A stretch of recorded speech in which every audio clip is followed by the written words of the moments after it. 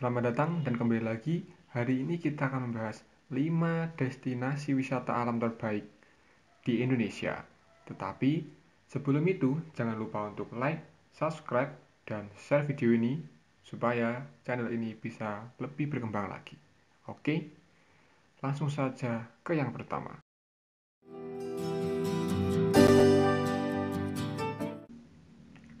Gunung Bromo merupakan sebuah gunung berapi aktif di Jawa Timur, Indonesia. Gunung ini memiliki ketinggian 2.329 meter di atas permukaan laut dan berada dalam 4 wilayah kabupaten, yakni Kabupaten Probolinggo, Pasuruan, Lumajang, dan Kabupaten Malang. Gunung Bromo terkenal sebagai objek wisata utama di Jawa Timur. Sebagai sebuah objek wisata, Bromo menjadi menarik karena statusnya sebagai gunung berapi yang masih aktif. Gunung Bromo termasuk dalam kawasan Taman Nasional Bromo Tengger Semeru. Selain itu, Gunung Bromo juga sering dipakai untuk mendaki para pendaki gunung, dan Gunung Bromo ini juga dijuluki sebagai surganya para pendaki.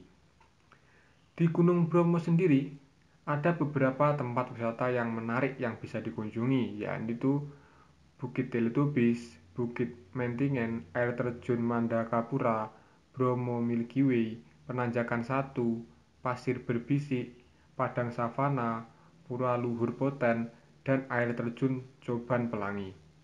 Beberapa tempat ini cukup menarik untuk dikunjungi. Hal ini yang membuat nilai lebih saat berpariwisata ke Bromo.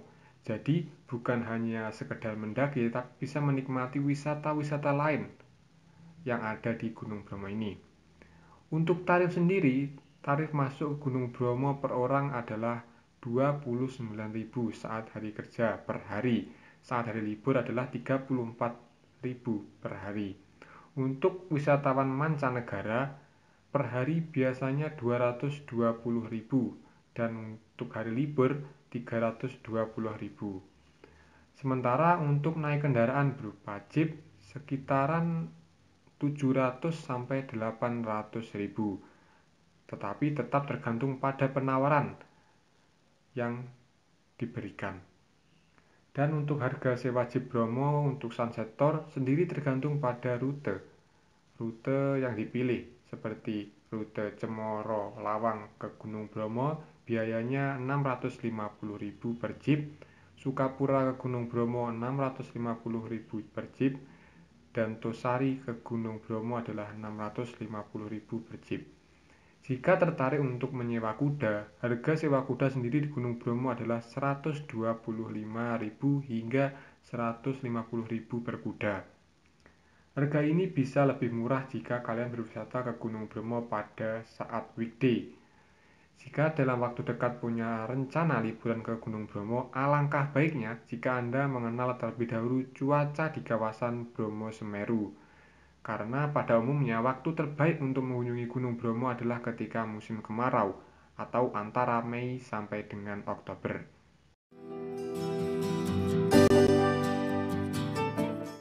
Deskripsi tempat indah bagaikan lukisan nan elok bukanlah hanya mimpi belaka. Semuanya bisa nyata dan benar-benar ada, tepatnya di Kepulauan Raja Ampat, Papua Barat, Indonesia. Kepulauan yang berada di ujung barat laut Pulau Papua ini memang sudah terkenal luas sebagai tambang emas bagi para penggila petualang. Sedangkan bagi para penyelam dalam dan luar negeri, Raja Ampat dianggap sebagai surga yang tidak dapat diungkapkan dengan kata-kata. Satu-satunya cara untuk membuktikan berbagai pendapat ini adalah dengan datang langsung untuk menikmati sang mutiara di ujung Papua ini. Raja Ampat adalah sebuah kabupaten dan merupakan bagian dari Provinsi Papua Barat. Untuk mencapai kepulauan ini, kita harus menginjakan kaki di kota Sorong terlebih dahulu. Biasanya para wisatawan banyak menggunakan penerbangan untuk sampai ke kota ini. Setelah sampai di kota Sorong, kita dapat menggunakan sejenis kapal cepat yang biasa berlayar 2 kali sehari menuju Waisai, ibu kota Kabupaten Raja Ampat.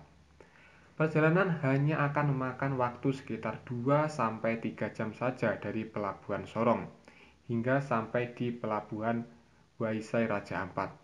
Jika kamu memilih untuk menggunakan pesawat, maskapai yang melayani penerbangan adalah Susi Air dan Wings Air. Penerbangan bisa dilakukan langsung dari Bandara Domine Edward Osok, Sorong menuju ke Bandara Marinda Raja Ampat. Sementara harga tiket fluktuatif, mulai dari harga Rp750.000 per pax dengan pembelian dilakukan secara langsung di loket pembelian tiket di bandara, dan jika menggunakan kapal, harga tiket kapal feri cepat mulai dari Rp130.000, tergantung pada kelas dan durasi perjalanan sekitar 2 jam perjalanan laut. Setelah tiba di Raja Ampat, kamu akan diminta untuk membayar tarif layanan pemeliharaan lingkungan atau TLPL dengan biaya Rp500.000 di pelabuhan atau di kantor Kabupaten Raja Ampat. Raja Ampat adalah kepulauan yang terdiri dari banyak sekali pulau karang dan tersebar luas di seluruh wilayahnya. Namun demikian, Raja Ampat memiliki 4 pulau utama yang paling besar, yaitu Pulau Wigeo, Pulau Batanta, Pulau Salawati, dan Pulau Miso. Wilayah perairan adalah daya tarik utama Raja Ampat, mengingat perairan Raja Ampat adalah salah satu dari 10 perairan terbaik di seluruh dunia. Sebuah laporan Badan Konservasi Internasional pernah menyebutkan bahwa perairan Raja Ampat memiliki sekitar 75% spesies laut seluruh dunia. Bahkan, wilayah laut dan darat Raja Ampat memiliki luas 4,6 juta hektar ini menjadi rumah bagi 540 jenis karang, 1.511 spesies ikan, dan ribuan biota laut lainnya. Inilah yang menjadi salah satu penyebab Raja Ampat disebut sebagai surga bawah laut tercantik di dunia.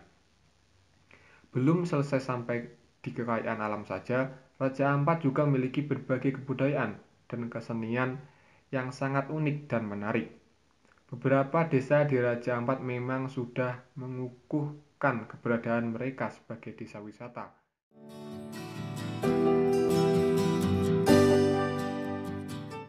Kabupaten Wakatobi adalah salah satu kabupaten di Provinsi Sulawesi Tenggara, Indonesia.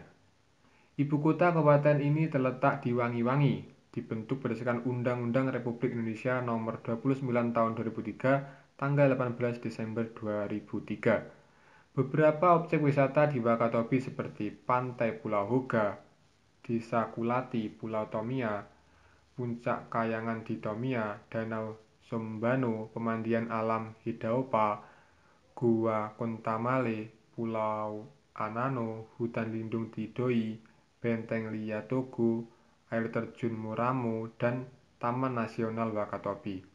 Salah satu yang terkenal adalah Taman Nasional Wakatobi.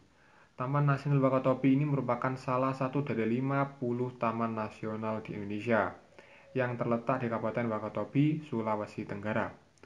Taman nasional ini ditetapkan pada tahun 2002 dengan total area 1,39 juta hektar, menyangkut keanekaragaman hayati laut, skala dan kondisi karang yang menempati salah satu posisi prioritas tertinggi dari konservasi laut di Indonesia. Kedalaman air di Taman Nasional ini bervariasi. Bagian terdalam mencapai 1044 meter di bawah permukaan air laut. Di taman ini terdapat panorama keindahan alam bawah laut yang memiliki 25 buah gugusan terumbu karang. Gugusan terumbu karang dapat dijumpai sekitar 112 jenis dari 13 famili yang terletak pada 25 titik di sepanjang 600 km garis pantai. Di samping keindahan yang disajikan oleh keanekaragaman terumbu karang, taman tersebut juga memiliki ragam spesies ikan. Kekayaan jenis ikan yang dimiliki Taman Nasional ini sebanyak 93 jenis ikan konsumsi, perdagangan, dan ikan hias. Pada Taman Nasional Wakatobi terdapat juga beberapa jenis burung laut seperti angsa batu coklat, cerek Melayu, dan raja udang Eurasia. Terdapat juga 3 jenis penyu yang sering mendarat di pulau-pulau yang ada di Taman Nasional, yaitu penyu sisik, penyu tumpayan, dan penyu lengkang. Beberapa kegiatan yang bisa dilakukan untuk menikmati keindahan di Taman Nasional Wakatobi seperti menyelam, snorkeling, dan berenang untuk melihat gugusan terumbu karang yang indah dan berbagai hewan bawah laut dan juga menyaksikan berbagai kebudayaan masyarakat setempat. Untuk menuju ke Wakatobi ada dua cara yang paling umum, yaitu melalui Bau-Bau dan Kendari. Setelah itu baru dilanjutkan menggunakan kapal menuju salah satu pulau yang ada. Dari Kendari kamu juga bisa naik pesawat langsung ke Wangi-Wangi, namun biayanya pasti lebih mahal. Untuk ongkos transportasi, Anda perlu menyiapkan anggaran terendah dengan mode transportasi laut berkisar antara 850.000 sampai 1,7 juta, tergantung tipe dan angkutan yang dipilih. Adapun biaya transportasi dengan pesawat maupun pindah modal berkisar 2,5 juta sampai 3,5 juta. Tapi jika Anda bingung untuk masalah biaya dan sebagainya karena baru pertama untuk berlibur ke Wakatobi, ada alternatif yang bisa dicoba. PT Pelayanan Nasional Indonesia atau Persero menyediakan promo paket wisata bahari yang menjamin kemudahan bagi pelancong dengan tarif yang kompetitif. Paket liburan 5 hari 4 malam itu meliputi fasilitas penginapan di Bau-Bau, angkutan dan akomodasi di kapal, serta perlengkapan snorkeling dan diving di Pulau Hoga, Tomia, dan Wangi-Wangi. Tarif yang ditawarkan pun bervariasi mulai dari paket premium yaitu 2,85 juta sampai yang termurah adalah 1,57 juta tergantung dari yang kamu pilih dan berapa orang yang ingin berlibur bersama.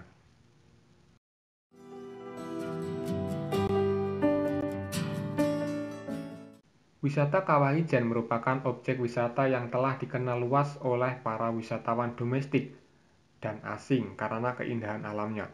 Kawasan wisata ini tidak pernah sepi pengunjung, bahkan pada saat weekend bisa mencapai 2-4 ribu orang yang datang. Pada tahun 2016, Kawah Ijen ditetapkan sebagai cagar biosfer oleh UNESCO, tepatnya pada bulan Maret. Dan tentu bisa dipastikan dengan pesona Kawah Ijen akan kian mendunia dan mendatangkan lebih banyak wisatawan mancanegara. Apalagi pemerintah Kabupaten Banyuwangi juga kian gencar dalam mempromosikan Kawah Ijen.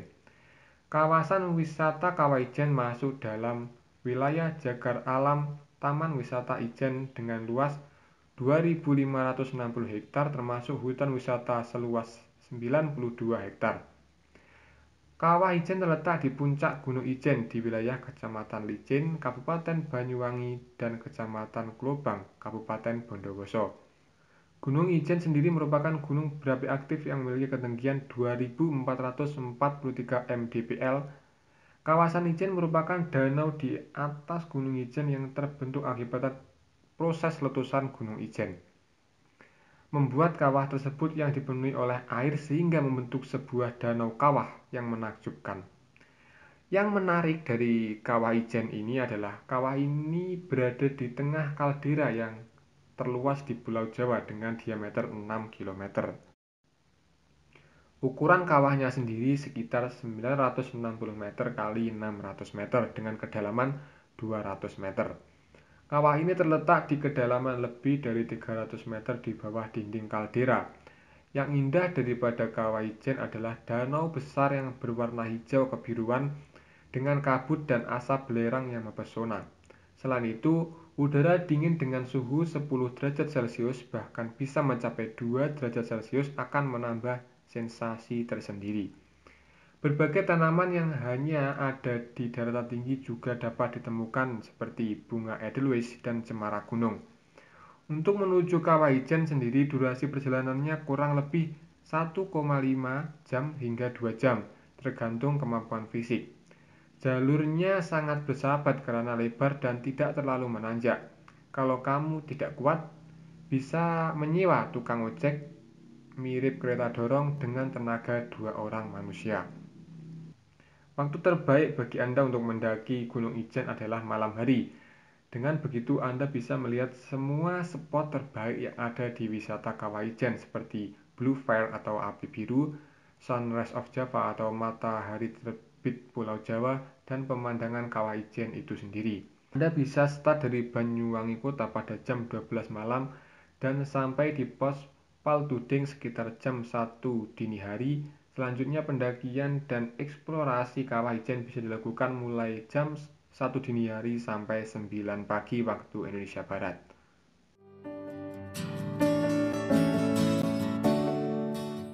Bunaken merupakan tempat wisata yang berada di Kabupaten Minahasa, Kota Madya, Manado. Yang terkenal dari tempat ini adalah kawasan Taman Nasional Bunaken. Taman Nasional Bunaken sendiri merupakan objek wisata paling populer di Manado, Sulawesi Utara. Taman Nasional Laut pertama di Indonesia ini diresmikan pada 1991 dengan luas mencapai 89.065 hektar, merupakan jalur perairan laut termasuk wilayah segitiga emas yang menggabungkan Laut Filipina, Papua, dan Indonesia. Mempunyai biodiversitas laut tertinggi di dunia, membuat kawasan lautnya menjadi favorit wisatawan. Kekayaan biota laut dengan konservasi terumbu karang menjadi daya tarik utama. Untuk memasuki kawasan wisata Taman Nasional ini, pengunjung bisa memilih dua opsi tiket. Yang pertama adalah tiket per sekali masuk atau tiket yang berlaku selama 1 tahun. Untuk tiket yang berlaku selama 1 tahun sangat cocok bagi wisatawan yang rutin berkunjung ke Bunaken. Wisatawan yang membeli tiket untuk 1 tahun akan mendapat lencana sebagai pengganti tiket. Untuk tiket sendiri jika wisatawan domestik adalah Rp5.000 dan sedangkan wisatawan mancanegara adalah Rp150.000. Rute perjalanan dari Manado ke Pulau Bunaken dilanjutkan melewati pelabuhan menuju Marine Blue Bandar dan Mariana Nusantara Driving Center. Waktu tempuhnya sekitar 30 menit. Bagi wisatawan yang ingin menjelajah keindahan perairan akan melanjutkan ke titik yang dituju. Sampainya di Mariana Blue Bandar, wisatawan masih memerlukan 10-15 menit perjalanan menuju lokasi penyelaman. Wisatawan akan menggunakan kapal pesiar mengarungi perairan Taman Laut Bunaken. Wisatawan dapat melihat sejumlah pulau besar yang mengelilinginya, seperti Pulau Manado Tua, Pulau Bunaken, Pulau Silanden, dan Pulau Muntehage serta Pulau Nain. Untuk berkeliling di Bunaken, wisatawan bisa menyewa kapal maupun perahu tradisional. Untuk menikmati pesona bawah laut, wisatawan harus menyelam ke dalam. Sejak lama, Taman Bunaken sudah terkenal sebagai tempat terbaik untuk scuba diving. Wisatawan disarankan datang pada bulan Mei sampai Agustus karena arus air cukup tenang dengan suhu hangat. Penyelaman akan dimanjakan dengan pemandangan ribuan spesies dari sekitar 58 jenis ikan. Jika beruntung, wisatawan bisa melihat penghuni Bunaken yang termasyhur, yakni penyu sisik hawksbill.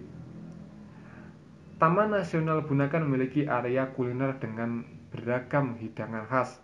Wisatawan dapat mencicipi tinutuan, cakalang fufu, sambal roa, dan aneka menu lainnya. Aneka seafood segar dipadukan dengan aneka sambal khas Manado seperti sambal dabu-dabu yang spesial setiap tahunnya. Pemerintah setempat mengadakan festival pesona Bunaken yang selalu diminati wisatawan asing. Hal ini sebagai upaya dukungan bagi pengembangan pariwisata Taman Nasional Bunaken. Demikian adalah 5 destinasi wisata alam terbaik di Indonesia. Tapi jangan lupa, ini adalah pendapat saya dan saya ambil dari beberapa referensi yang saya pilih. Oke, semoga video ini bisa bermanfaat. Jangan lupa untuk selalu dukung channel ini untuk lebih berkembang lagi. Terima kasih.